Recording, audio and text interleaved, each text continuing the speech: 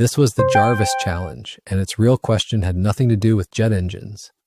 AI has already reshaped software, where models generate huge volumes of code and documentation on demand.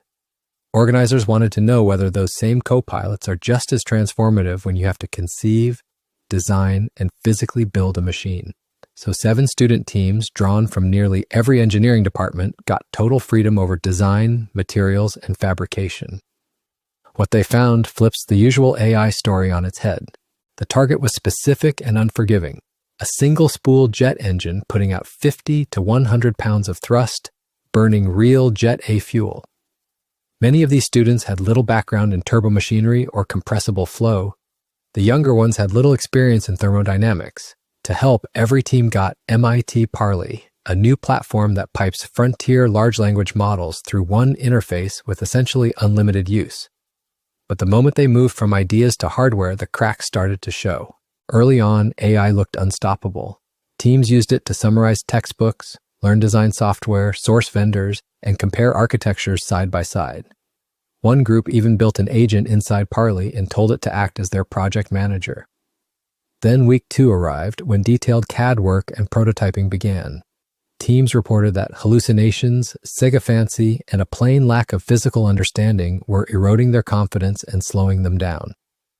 Teaching assistant John Zhang noticed that when students couldn't get answers early, they grew frustrated and largely abandoned the tool later, reaching a viable design despite no prior gas turbine experience.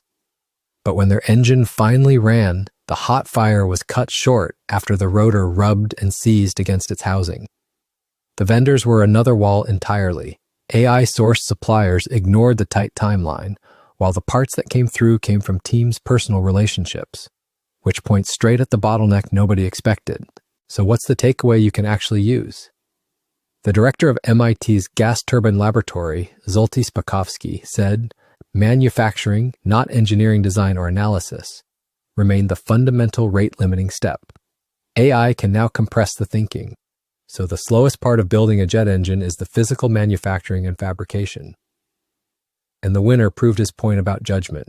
Of the 7 teams that started, only 811 crew got their engine to start, transition to Jet A, and generate net thrust.